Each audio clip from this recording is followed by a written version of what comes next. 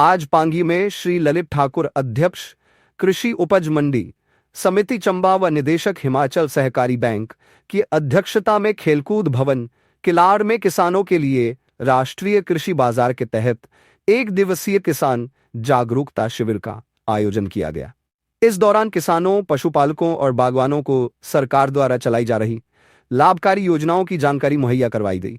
सबसे पहले कृषि उपज मंडी समिति के सचिव भानु प्रताप ने सभी किसानों को सरकार द्वारा चलाई जा रही योजनाओं के बारे में जानकारी प्रदान की। कार्यक्रम में पशुपालन विभाग पांगी से डॉ सुरेंद्र ठाकुर ने उपस्थित पशुपालकों को अपने विभागीय योजनाओं जैसे किस भी बीपीएल श्रेणी के परिवारों के लिए गर्भवती देसी स्वदेशी गाय के लिए राशन योजना, हिम मुर्गी पालन योजना, किसान बकरी पालन योजना, अनुसूचित जाति के बीपीएल श्रेणी के परिवारों की गर्भवती देसी स्वदेशी गायों और भैंसों के लिए राशन योजना, भेड़ पालकों को रियायती दरों पर मेढ़े उपलब्ध कराने की योजना, सर्वश्रेष्ठ पशु पुरस्कार योजनाओं की विस्तृत जानकारी दी। उन्होंने बताया कि 15 नवंबर से पशुपालन विभाग द्वारा घाटी की विभिन्न पंचायतों में जागरूकता और मेडिकल कैंप लगवाए जाएंगे। उन्होंने लोगों से इन शिविरों में बढ़ चढ़कर भाग लेने का आग्रह किया। वहीं कृषि व बागवानी विभाग से एसएमएस पांगी श्री नरेश नायक जी ने भी किसानों बागवानों को विभागीय योजनाओं की जानकारी दी व अधिक से अधिक लाभ उठाने के लिए प्रोत्साहित किया।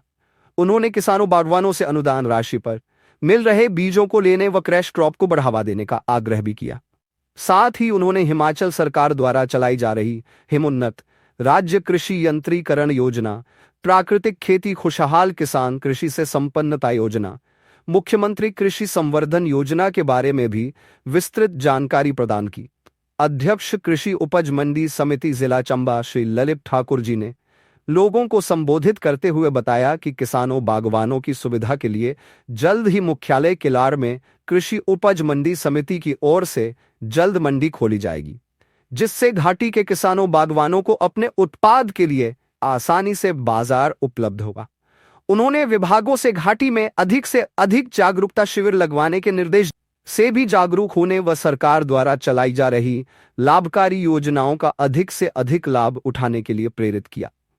उन्होंने बताया आजकल ऑनलाइन माध्यम से भी ई उद्यान ऐप के माध्यम से बागवान सरकार की योजनाओं के लिए आवेदन कर सकते हैं। उन्होंने बताया कि कृषि बागवानी क्षेत्र में अपार संभावनाएं हैं और उन्होंने युवाओं से भी कृषि बागवानी कर उन्नति की राह पर चलने की बात कही। उन्होंने घाटी के विभागों में चल रहे रिक्त पदों को भी जल्द भरने का आश्वासन भी दिया और कहा कि बहुत जल्द ही मुख्यमंत्री जी का पांगी दौरा भी करवाया जाएगा, ताकि पांगी में पूर्ण हो चुके विकास कार्यों को जनता को समर्पित किया जा सके। इस दौरान उन्होंने लोगों की समस्याएं सुनी व समस्याओं का मौके पर ही निवारण भी किया। अंत में आवासीय आयुक्त पांगी श्री रमन धरसंगी जी ने अध्यक्ष कृषि उपज मंडी समिति जिला चंबा श्री ललित ठाकुर जी के पांगी पधारने पर स्वागत किया व कृषकों बागवानों से विभागीय योजनाओं का अधिक से अधिक लाभ उठाने के लिए प्रोत्साहित किया। वहीं दोपहर बाद श्री ललित ठाकुर जी ने विभागीय अध्यक्षों के साथ बैठक की व विभागों द्वारा किए जा रहे कार्यों की समीक्षा की। उन्होंने महिला एवं बाल विकास विभाग व पंचायती राज विभाग से घाटी में सुख आश्रय योजना का प्रचार प्रसार करने व जरूरतमंदों को अधिक से अधिक लाभ पहुंचाने के निर्देश दिए। उन्होंने सभी से सत्य, निष्ठा व पारदर्शिता से कार्य कर घाटी को भ्रष्टाचार मुक्त बनाने में अपना योगदान। इस दौरान तहसीलदार पांगी श्री शांता कुमार जी, सचिव कृषि उपज मंडी समिति चंबा श्री भानु प्रताप जी, टीएसी मेंबर पांगी श्री दौलत जी राम व श्री चुन्नी लाल जी, टीएसी मेंबर भरमौर श्री देवराज जी, श्री राकेश जी सदस्य एपीएमसी, श्री देवराज जी सदस्य एपीएमसी, श्री देवराज जी मेंबर प्लानिंग कमेटी व अन्य गणमान्य उपस्थित रहे। पांगी न्यूज 24 के लिए शिव सूर्यवंशी की रिपोर्ट। जो लोकल बॉडी जो नॉमिनेटेड बॉडी होती है जिसके चेयरमैन हमारे ललित ठाकुर जी हैं, तो नोटिफाइड एरिया जितना भी है जिला चंबा में वो सारा एपीएमसी एग्रीकल्चर प्रोड्यूस से रिलेटेड जो है वो कार्य करता है। अब इस कड़ी को आगे जारी करते हुए मैं आगे अनुरोध करना चाहूँगा डॉक्टर सुरेंद्र से कि कृपया करके मंच पर आए और आपको विभागीय गतिविधि के बारे में जानकारी दें। Doctor Surendra, AD animal husbandry, please. सर्वप्रथम मंच पर विराजमान आज किस कार्य हमारे जो पांगी में विभिन्न स्कीम चलाई जा रही है। हमारा वेटनरी का मेन कार्यक्रम होता है कि पशुओं को रोग मुक्त रखना और जो उनकी स्वास्थ्य स्थिति को अच्छी तरह से बनाए रखना। क्यों?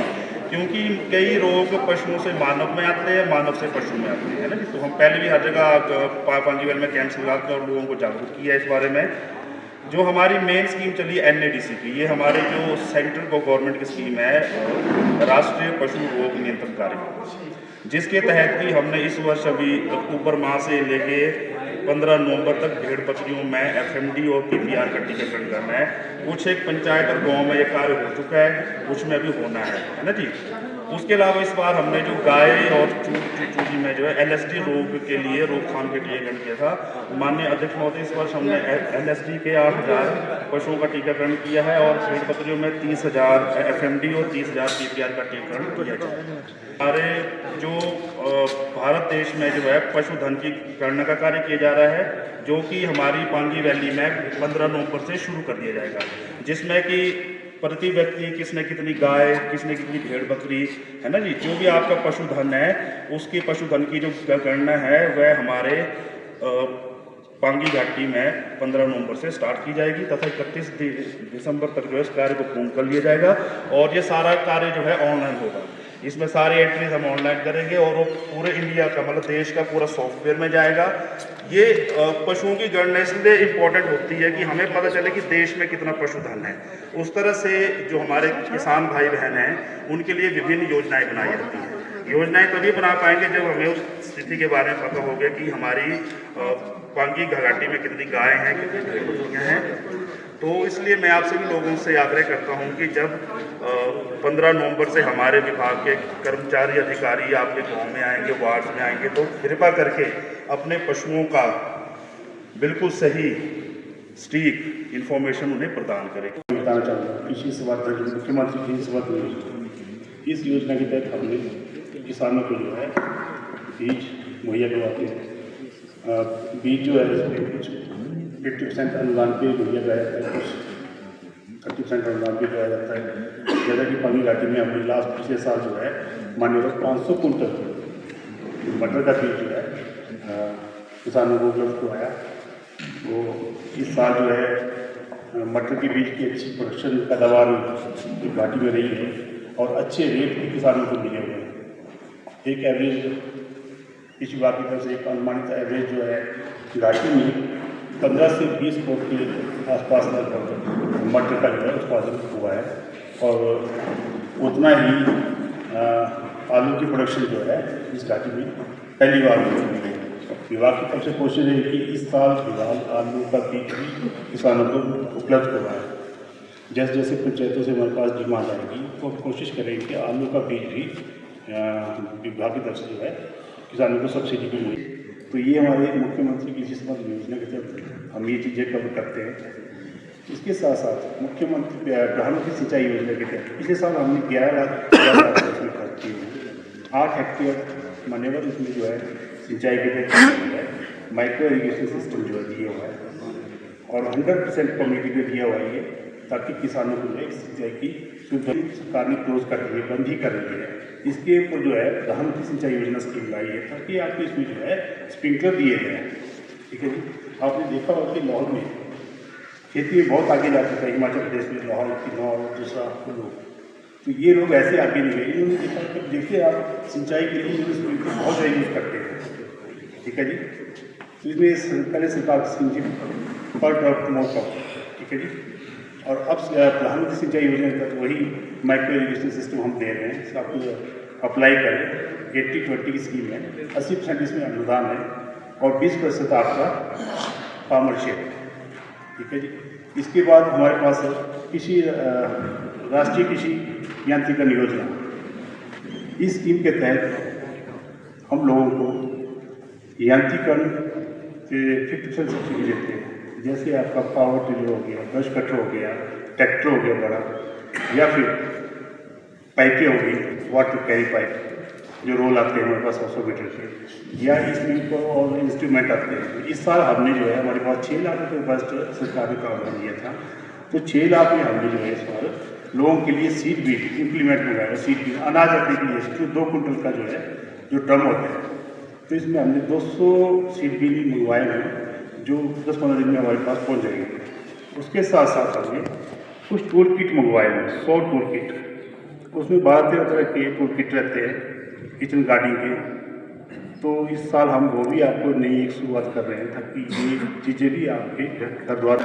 माननीय मुख्यमंत्री जी ने मनोनीत किया, उसके पश्चात हम निरंतर हमारे किसानों, हमारे बागवानों, हमारे पालन करने वाले लोगों की आय में वृद्धि कैसे हो, अपने बरौर विधानसभा क्षेत्र के साथ साथ जिला के अन्य क्षेत्रों में भी हम लगातार इस ओर प्रयासरत हैं। अभी पीछे भी हमने बरौर विधानसभा क्षेत्र में इसी तरह के 3 कैंप किए। हिमाचल प्रदेश की सरकार बागवानों और किसानों के लिए बहुत सारी योजनाएं लेकर आई और उन योजनाओं की जानकारी किसानों और बागवानों तक पहुंचे, इस दिशा में हम प्रयास कर रहे हैं। सरकार द्वारा ऐसी स्कीमें हैं जिसमें 80% तक अनुदान दिया जाता है, सब्सिडी। किसानों और बागवानों को मात्र 20% राशि खर्च करके इन योजनाओं का लाभ लेना। खुशखबरी भी देना चाहता हूं, किलाड़ में हम एपीएमसी के माध्यम से एक मंडी भी बनाने जा रहे हैं और एपीएमसी की जो हमारी टेक्निकल टीम है, जेई और एसटीओ 13 तारीख को हमारे बीच में यहाँ किलाड़ में होंगे। हम उनका मौका करवा करके मंडी का एस्टीमेट करवा करके उसका टेंडर करेंगे और शीघ्र ही माननीय मुख्यमंत्री के कर कमलों से उनका शिलान्यास भी करवाएंगे। यहाँ पे मंडी बनने से क्या होगा कि जो आपके जितने भी कृषि बागवानी के उत्पाद होंगे, यहाँ पर आड़ती आएंगे। जैसा कि मेरा विभागीय अधिकारियों से आग्रह है कि मुझे नहीं लगता कि इससे पहले कोई एग्रीकल्चर या बागवानी का पंचायतों में कैंप हुए हैं, नहीं हुए। तो मेरा आपसे आग्रह है, अब तो बर्फबारी होने वाली है निकट भविष्य में, तो समय समय पर बागवानी और कृषि के कैंप, जागरूकता शिविर जो है पंचायत स्तर पर लगने चाहिए।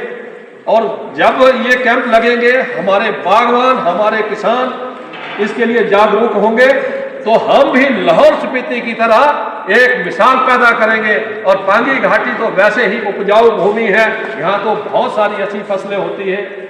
दुधारू पशु, जैसे डॉक्टर साहब ने कहा, मैंने भी यहाँ पीछे जब मैं आया था प्रयास में देसी घी खिलाया था, तो अलग तरह का टेस्ट था उसका, बहुत ही मजेदार। तो यहाँ सब कुछ संभव है, मात्र हमें एक प्रेरणा लेने और देने की आवश्यकता है। जब हम इस दिशा में आगे बढ़ेंगे तो निसंदेह हमारी आर्थिकी, हमारे बेरोजगारों को रोजगार मिलेगा और हमारी आर्थिक स्थिति जो है सुदृढ़ होगी। जैसे कि आप लोगों को विदित है कि श्री ललित ठाकुर जी, इनका जो है ये काफ़ी टाइम से ये पेंडिंग दौरा था, तो उन्होंने मुझसे बात भी की थी कि मैं शीघ्र ही जो है पांगी घाटी का दौरा करूंगा और सभी लोगों से मैंने जो भी यहाँ पे जितने भी जो ये पांगी से जुड़े हुए जितने कार्य हैं उनके बारे में जो है बात करूंगा। तो बहुत ही खुशी का अवसर है कि ये यहाँ पे आए और यहाँ पे बहुत पहला जो किसान जागरूकता शिविर लगा, यहाँ पे काफ़ी अच्छी गैदरिंग रही है। और मैं पांगी की बात करें तो यहाँ पे पांगी को जो है नेचर ने, प्रकृति ने जो मतलब निबद्ध बरसी है, उसमें जो है मतलब जो इस तरह की जो यहाँ पे क्लाइमेट है, जो यहाँ पे सॉइल है, वो जो है एग्रीकल्चर और हॉर्टिकल्चर के लिए बहुत ज़्यादा सूटेबल है। लेकिन अगर देखा जाए तो यहाँ पे इतना ज़्यादा जो है एग्रीकल्चर और हॉर्टिकल्चर पे मतलब जो है काम नहीं हो पाया है, जबकि यहाँ पे पोटेंशियल बहुत ज़्यादा है। हमारा जो एग्रीकल्चर और हॉर्टिकल्चर सेक्टर जो है, ये बहुत ज़्यादा जो है इसमें बहुत ज़्यादा इंसेंटिव है, बहुत ज़्यादा पैसा है। आप यहाँ पे बात करें, सॉइल बहुत अच्छी है, यहाँ पे पानी बहुत सारा है यहाँ पे, ठीक है। और हमारे जो गवर्नमेंट की जो फ्लैगशिप स्कीम्स होती हैं, चाहे हम हॉर्टिकल्चर की बात करें, एग्रीकल्चर की बात करें, चाहे एनिमल हस्बेंड्री की बात करें, आप लोगों को जो है गवर्नमेंट द्वारा बहुत सारे सब्सिडाइज स्कीम दी जाती हैं। जैसे कि अब टिलर खरीदने के लिए पैसा मिलता है आपको, मतलब अगर आपने स्टोरेज टैंक्स बनाने हैं, ड्रिप इरीगेशन है, ठीक है, स्प्रिंकलर इरीगेशन है, उस पर आप लोगों को फोकस करना चाहिए। और जो है ताकि जो है आप अपनी जो है आमदनी को बढ़ा सकें और जो है हमारे जो प्रदेश की अर्थव्यवस्था उसको भी आप संबल दे सकें। सब यार्ड है, मंडियां है, इसके साथ साथ हम ये भी चाहेंगे कि पांगी घाटी में 1 या 2 हम कलेक्शन सेंटर भी बनाए यहाँ पे, उसके लिए भी हम काम करेंगे। कहीं बड़ा ही जरूरी हुआ जहाँ गाड़ी नहीं पहुँच पाती है और वहाँ पे फसल है या कोई हॉर्टिकल्चर या एग्रीकल्चर का उत्पाद है, उसको सड़क मार्ग तक पहुंचाने के लिए हम रोप वे भी एक आध यहाँ बना सकते हैं एपीएमसी की तरफ। इस तरह से जो काम है एपीएमसी करती है, लेकिन उसके बदले 1% फीस होती है जो हमारी आइटमें है। तो जब तक ठेकेदार हमारे ट्रेडर रजिस्टर नहीं होंगे तब तक ये मुश्किल हो जाएगा। अभी यहाँ से कसमल जा रही है, पिछले साल बहुत गाड़ियां लगभग 150 के करीब गाड़ियां जारी जारी कसमल की गई, लेकिन हम थे नहीं उसमें। अभी 2-4 दिन पहले एक दिन हम माननीय विधानसभा अध्यक्ष के क्षेत्र में हमने एक धान खरीद केंद्र का शुभारंभ किया। वहां पे हमने उसको करने के बाद जब वापस आए, हमारा बैरियर है तुनुहाटी में, जब वहां रुके हमारी पूरी टीम तो कसमल की गाड़ी आई, और जब मैंने उसके बिल चेक किए तो बिल था फॉरेस्ट डिपार्टमेंट ने, और हमने उसको लेटर लिखा हुआ है। फॉरेस्ट डिपार्टमेंट परमिट काटता है 5 टन का, और गाड़ी ओवरलोड है। अब मेरी भी गाड़ी है, मेरे को भी पता है कि क्या है। मैंने बोला भाई कितना माल है? बोले जी इतना ही है। बाकी बात तो क्यों बतानी, मैंने गाड़ी भेजी आरटीओ के कांटे पे, और माल निकला 17 टन के करीब विद गाड़ी। तो गाड़ी का वेट काट के 9.5 टन माल निकला, तो 4.5 टन का उसको फिर 3 गुना जुर्माना भरना पड़ा। इस तरह से 3 गाड़ियां गई एक ठेकेदार की, और पिछले कल भी एक बिना लाइसेंस की गाड़ी गई और उसको 23,000 का जुर्माना हुआ। तो अगर ये रजिस्ट्रेशन हो जाती है तो इस तरह के जुर्माने से भी बचा जा सकता है, और खुल के आदमी बिजनेस कर सकता है, जितना मर्जी करो। 10,000 सिक्योरिटी या रिफंडेबल है, जब मर्जी उसको वापस कर सकते हैं। तो आप सबसे मेरा निवेदन है कि आप थोड़ा व्यापारी भाइयों को भी गाइड करें। व्यापारियों के साथ साथ कई लोग ऐसे जो जिनकी दुकानें नहीं है और वो इस तरह के कारोबार करते हैं, कसमल खरीदते हैं या कोई जीरा या दूसरी जो आइटमें है, वो भी लाइसेंस ले सकते हैं बिजनेस करने के लिए। जानकारी दी उसके लिए आपका बहुत बहुत आभार, और मैं उम्मीद करता हूं कि सरकार द्वारा चलाई जा रही जन कल्याणकारी योजनाओं का आम जनमानस तक लाभ पहुंचे, इसके लिए आप और हम सब मिलकर काम करेंगे। और मेरा आपसे निवेदन है कि आप सब मिलकर के पांगी वैली को एक भ्रष्टाचार मुक्त वैली बना करके इसको आगे बढ़ने के लिए योगदान दें। जय हिंद, जय हिमाचल।